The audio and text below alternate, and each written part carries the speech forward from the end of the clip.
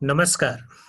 आज तपाईहरु समक्ष कक्षा 10 सामाजिक अध्ययन एकाएक हामी र हाम्रो समाज पाठ 1 मानव संसाधन विकास अन्तर्गत सर्वदृश्य सामग्री लिएर उपस्थित भएको छु। आज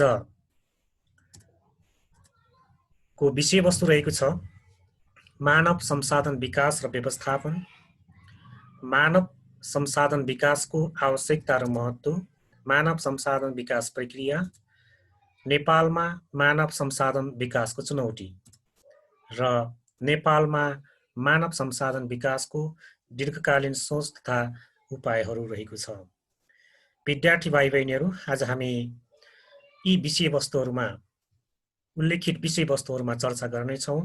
भिडियोलाई अन्तिमसम्म हेरेर लाइक, सब्स्क्राइब र शेयर गरी बढीभन्दा बढी विद्यार्थीहरूमाझ पुर्याउनका लागि सहयोग गर्नुहुन सम्बन्धित सबैमा अनुरोध छ।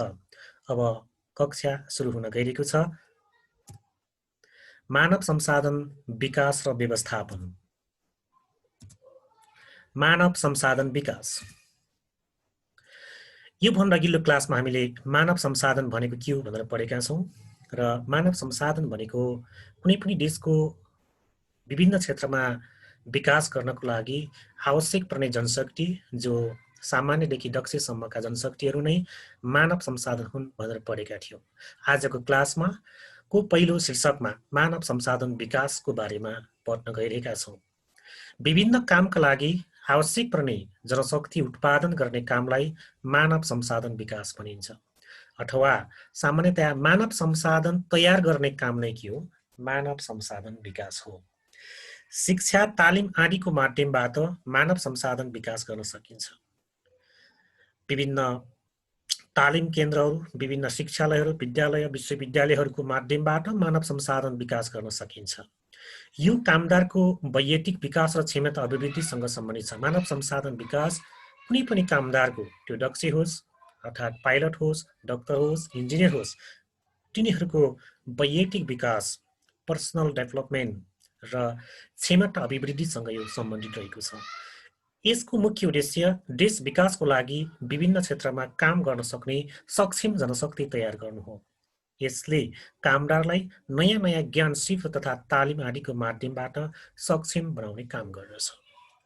भाइ बहिनीहरू, मानव संसाधन विकासको सम्बन्धमा छोटोमा तपाईहरुले के बुझ्न सक्नुहुन्छ भने मानव संसाधन विकास भनेको कामदारको अथवा जनशक्तिको क्षमता अभिवृद्धि गर्ने काम नै मानव संसाधन विकास हो। अब मानव संसाधन व्यवस्थापन सम्बन्धमा चर्चा गर्नेछौँ। मानव संसाधन व्यवस्थापन मानव संसाधन विकासको एउटा भाग हो भनेर पनि बुझ्न सकिन्छ, किनकि मानव संसाधन विकास भइसकेपछि मात्रै मानव संसाधन व्यवस्थापनको सम्बन्धमा हामी अगाडि बढ्नुपर्ने हुन्छ। मानव संसाधन व्यवस्थापन भनेको के हो भने उत्पादित जनशक्तिलाई, उत्पादित मानव संसाधनलाई कामको अवसर व्यवस्था गर्ने काम नै मानव संसाधन व्यवस्थापन हो। डाक्टर उत्पादन गर्यौँ, इन्जिनियर उत्पादन गर्यौँ, तर उहाँहरूलाई कामको अवसर दिएनौँ भने त्यो डाक्टर इन्जिनियर बनाएको अर्थ हुँदैन। त्यसैले उत्पादित जनशक्तिलाई कामको अवसरको व्यवस्थापन गर्ने काम नै मानव संसाधन व्यवस्थापन हो। र मानव संसाधन व्यवस्थापन कसरी गर्न सकिन्छ त भन्दा सरकारको योजना, उद्योग, कल कारखाना स्थापना आदिको माध्यमबाट मानव संसाधनको व्यवस्थापन गर्न सकिन्छ। यो उत्पादित जनशक्ति अनुसारको कामको अवसर सृजनासँग सम्बन्धित छ। जस्तो जनशक्ति उत्पादन हुन्छ सोही अनुसारको कामको सृजना गर्ने, कामको अवसर सृजना गर्ने कामसँग यो सम्बन्धित छ। यसको मुख्य उद्देश्य भनेको तयार पारिएको जनशक्तिलाई देश विकासमा लगाउनु हो। डाक्टरलाई, इन्जिनियरलाई, पाइलटलाई सोही अनुसार देश विकासमा लगाउनु यो मानव संसाधन व्यवस्थापनको मुख्य उद्देश्य हुन आउँछ विद्यार्थी भाइ बहिनीहरू। यसले अर्थात् मानव संसाधन व्यवस्थापनले कामदार र संस्थाको समग्र विकासलाई जोड दिँदै कामदारलाई आफ्नो कामप्रति उत्तरदायी बनाउने काम गर्दछ। र यो मानव संसाधन व्यवस्थापनले कामदार र संस्थाको समग्र विकासलाई, कामदार र कुनै पनि एउटा संस्थाको समग्र विकासलाई जोड दिँदै कामदारलाई आफ्नो कामप्रति, डाक्टर आफ्नो कामप्रति, बिरामीको सेवाप्रति, इन्जिनियर विभिन्न नक्साङ्कन गर्ने कामप्रति, जुनसुकै कामदारलाई पनि आफ्नो कामप्रति उत्तरदायी बनाउने काम मानव संसाधन व्यवस्थापनले गर्दछ। मानव संसाधन विकासको आवश्यकता। मानव संसाधन विकास गर्नु किन आवश्यक छ त भन्ने सन्दर्भमा चर्चा गर्न गइरहेका छौँ विद्यार्थी भाइ बहिनीहरू। योभन्दा पहिला नै हामीले छलफल गरिसकेका छौँ। योभन्दा पहिलोको क्लासमा मानव संसाधन भनेको देश विकास गर्नको लागि अपरिहार्य हुन्छ भनेका थियौँ। त्यसैले मानव संसाधन विकासको आवश्यकता किन पर्दछ भन्ने सन्दर्भमा बुढागत रूपमा यहाँ प्रस्तुत गर्न गइरहेका छौँ। मानव संसाधन योजनाका आधारमा जनशक्ति माग तथा नियुक्ति गर्न मानव संसाधन विकासको आवश्यकता पर्दछ। मानव संसाधन योजनाका आधारमा अथवा मानव संसाधन कसरी कुन क्षेत्रमा कति निर्माण गर्ने भन्ने कुनै पनि देशले कुनै पनि संस्थाले आफ्नो योजना बनाएको हुन्छ। सोही आधारमा जनशक्ति माग तथा नियुक्ति गर्न, जस्तै अब स्वास्थ्य क्षेत्रमा चाहिँ जनशक्ति माग हुन्छ, त्यसमा पूर्ति गर्नुपर्ने हुन्छ, नियुक्ति गर्नुपर्ने हुन्छ। त्यसको लागि पनि मानव संसाधन विकास हुनु जरुरी छ। आवश्यकता परेका बेलामा जनशक्तिको अभाव पूर्ति गर्न तथा बढी भएमा कामदारको व्यवस्थापन गर्न।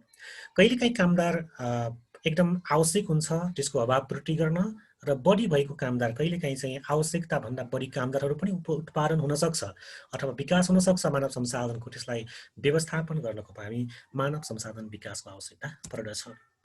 श्रमको लागत विश्लेषण गरी सङ्गठनमा कामदार घटाउन वा बढाउन।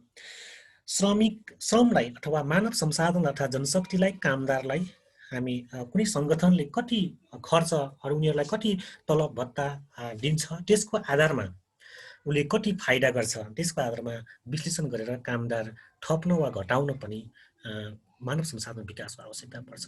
देशमा कामका लागि आवश्यक पर्ने दक्ष र विज्ञ कामदारको प्राप्यता एवं सम्भाव्यता पत्ता लगाउनको लागि, देश विकास गर्नको लागि कुन क्षेत्रको दक्ष र विज्ञ कामदार आवश्यक पर्छ र कति छन् र अब कति चाहिन्छन् भनेर सम्भावना अध्ययन गर्नको लागि पनि मानव संसाधन विकासको आवश्यकता पर्दछ। काममा विविधता ल्याउन तथा विभिन्न कामका लागि आवश्यक पर्ने र बजारमा पाइने जनशक्तिको अवस्था आंकलन गर्न। काममा विविधता भन्दा बित्तिकै डाक्टर मात्रै बढी उत्पादन गर्ने अथवा इन्जिनियर मात्रै बढी उत्पादन गर्ने भन्ने भन्दा पनि डाक्टरले पनि विभिन्न क्षेत्रमा काममा विविधता अर्थात् डाइभर्सिटी इन वर्क्स भन्ने काम गरिन्छ र काममा विविधता ल्याउन र विभिन्न कामका लागि आवश्यक पर्ने र बजारमा पाइने जनशक्तिको अवस्था आंकलन गर्न भनिएको छ। अब विभिन्न अर्थात् देश विकास गर्नको लागि समुदायमा विभिन्न क्षेत्रमा काम गर्नको लागि जनशक्ति चाहिन्छ। त्यो जनशक्तिको श्रम बजारमा अथवा त्यो श्रमिकहरू, त्यो कामदारहरू कति छन् त मार्केटमा भनेर त्यसको अवस्था आंकलन गर्नको लागि पनि मानव संसाधन विकासको आवश्यकता पर्दछ। उपलब्ध जनशक्तिको उचित व्यवस्थापन गरी सङ्गठनको उत्पादकत्व बढाउन।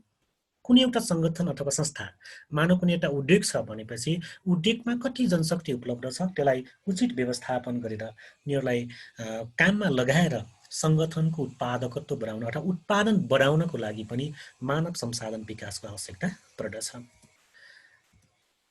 मानव संसाधन विकासको महत्त्व। विद्यार्थी भाइ बहिनीहरू, मानव संसाधन विकासको फाइदाहरू के हो त? के हुन्छ त मानव संसाधन विकास गर्यौँ भने भन्ने कुरा आउँछ। संस्थाको उद्देश्य अनुसारका सक्षम जनशक्ति प्राप्त हुन्छ। मानव संसाधन विकासले कुनै एउटा संस्थालाई उसको उद्देश्य अनुसारको दक्ष जनशक्ति प्राप्त हुन्छ। यो पहिलो फाइदा हो विद्यार्थी भाइ बहिनीहरू।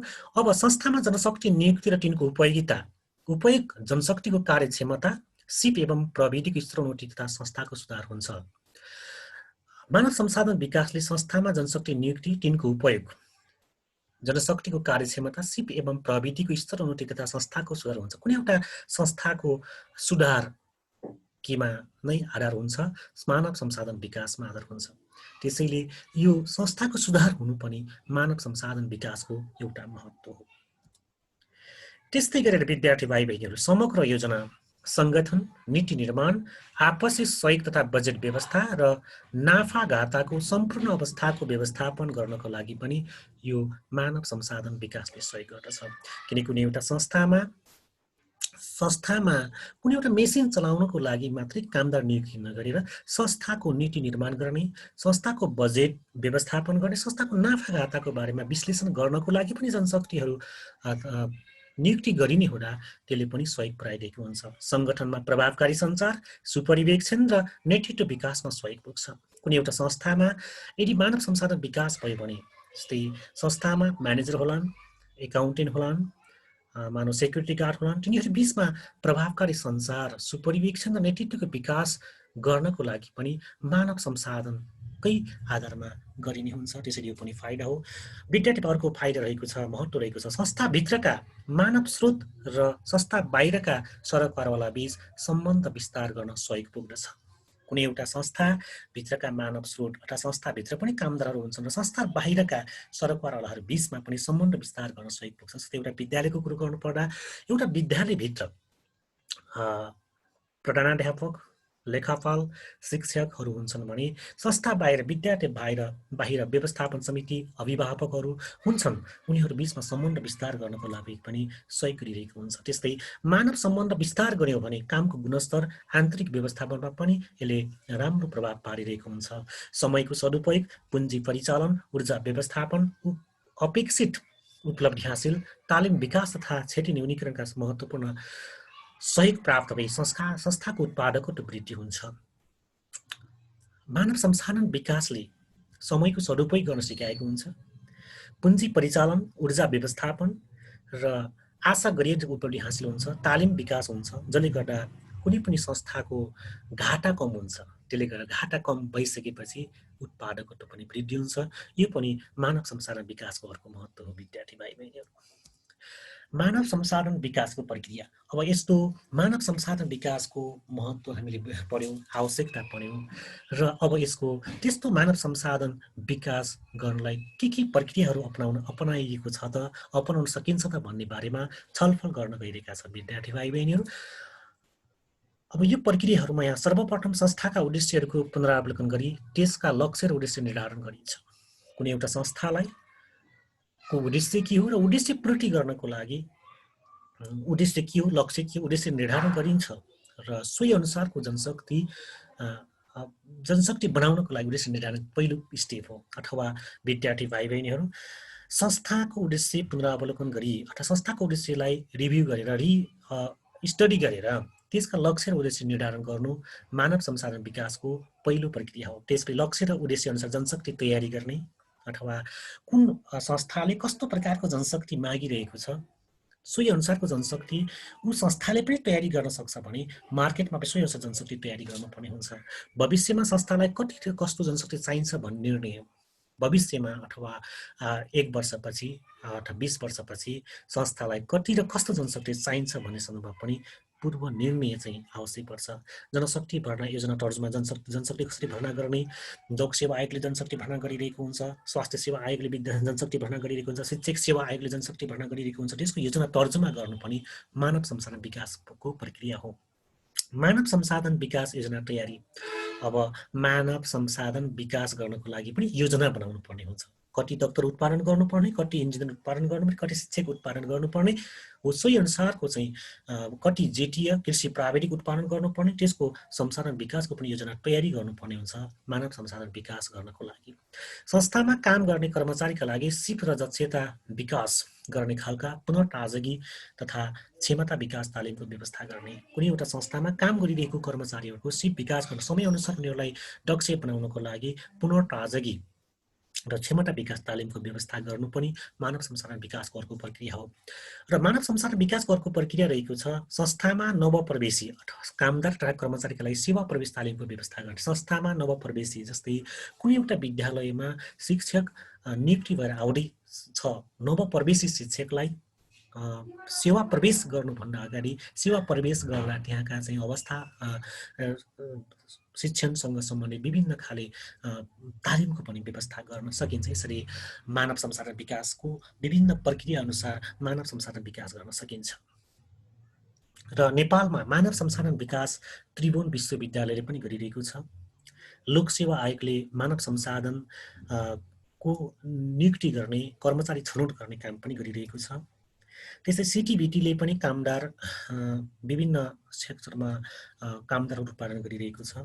त्यस्तै पोखरा विश्वविद्यालयले पनि जनशक्ति उत्पादन मानव संसाधन विकास गरिरहेको छ। त्यस्तै गरेर काठमाडौँ विश्वविद्यालयले पनि मानव संसाधन विकास गरिरहेको छ।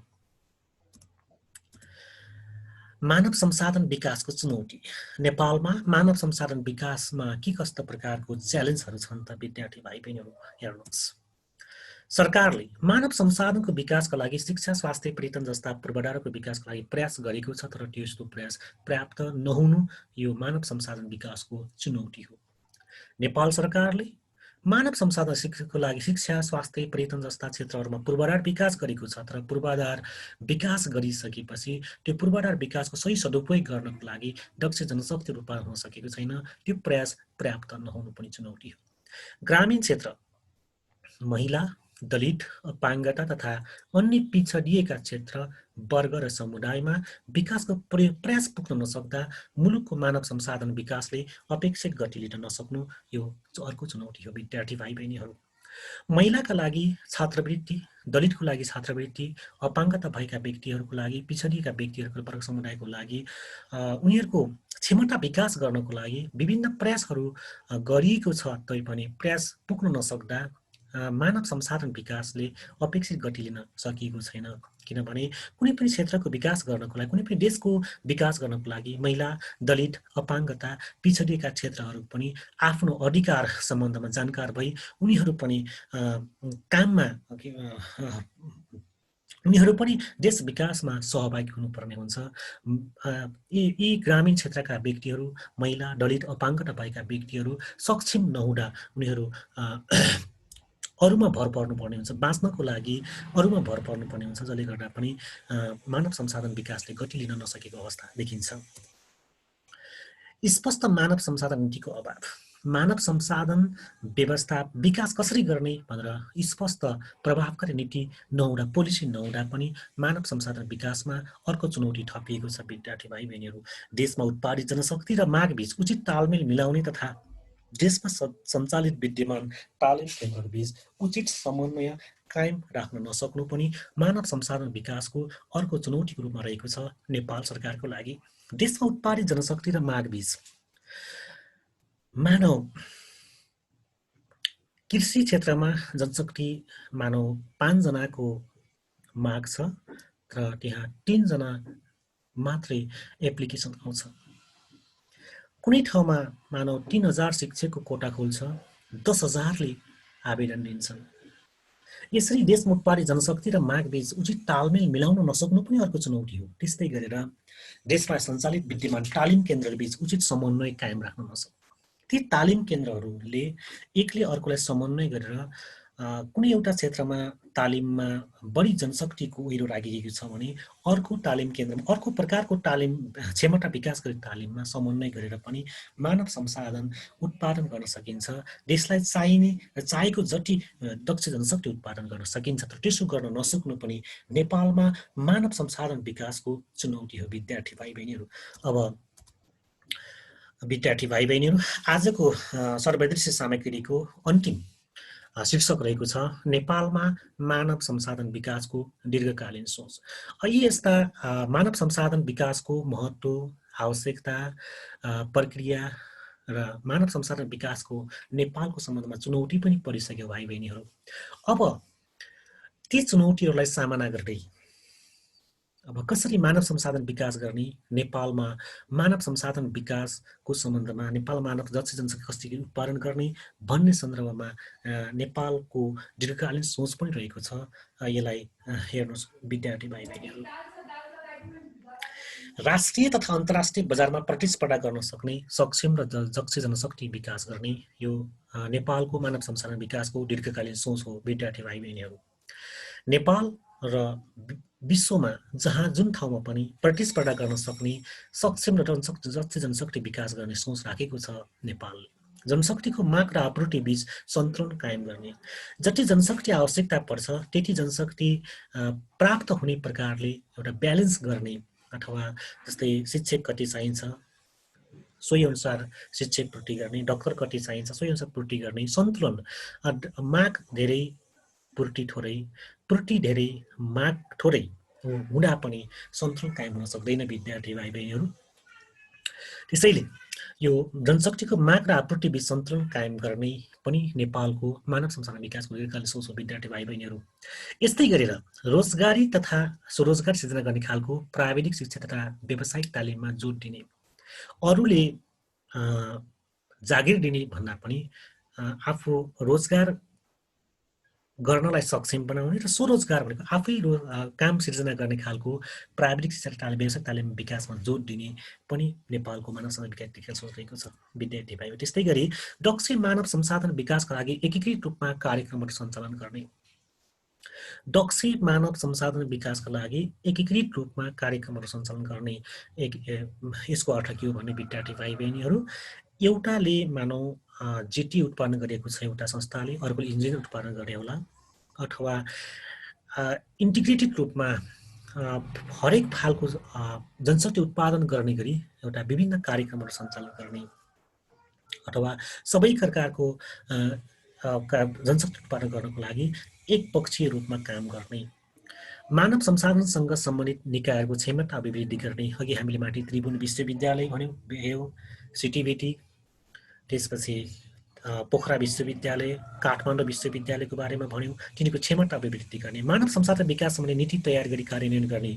हामी अघि चुनौतीमा अस्पष्ट मानव संसाधन नीति भनेका थियौँ, त्यसको स्पष्ट मानव संसाधन नीति बनाउने, युवा जनशक्तिका लागि नेतृत्व विकास सम्बन्धी कार्यक्रमहरू सञ्चालन गर्ने, शैक्षिक संस्थाहरूबाट उत्पादित जनशक्ति र बजारमा उपलब्ध रोजगारी बीच सामञ्जस्यता कायम गर्ने, शैक्षिक संस्थाहरू विभिन्न तालिम केन्द्रहरूले जनशक्ति उत्पादन गर्छन् र बजारमा उपलब्ध रोजगारी बीचमा सामञ्जस्यता कायम गर्ने, यिनीहरू बीचमा तालमेल मिलाउने, लक्षित समूहको क्षमता विकास गर्ने। लक्षित समूह भन्दा बित्तिकै अघि हामीले माथि दलित, अपाङ्गता भएका व्यक्ति, युवा, बालबालिका हो, तिनीहरूको चाहिँ क्षमता विकास गर्ने, विदेशी बजारमा प्रतिस्पर्धा गर्न सक्ने सिप तथा प्रविधि स्वदेशी जनशक्तिलाई हस्तान्तरण गरी मानव संसाधनको विकास गर्ने, विश्व बजारमा प्रतिस्पर्धा गर्न सक्ने सिप र प्रविधि स्वदेशी जनशक्तिलाई हस्तान्तरण गरी भनेको जस्तै नेपालको कन्टेक्समा नेपालको जनशक्तिलाई विश्व बजारमा के कस्ता प्रविधिहरू प्रयोग भइरहेका छन् विभिन्न क्षेत्रमा, कृषि,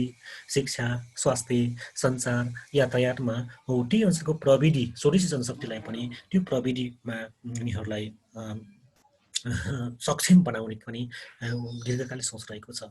त्यस्तै गरेर कामलाई नयाँ ढङ्गले परिभाषित गर्ने र शिक्षालाई काममुखी बनाउने। नेपालको कन्टेक्समा जो पढेका छन्, जो पढे लेखेका छन्, हो तिनले काम नगर्ने भन्ने अर्थात् काम नगर्ने, शारीरिक श्रम नगर्ने भन्ने खालको विश्वास अर्थात् नगर्ने भन्ने खालको सोच विकास भइरहेको छ।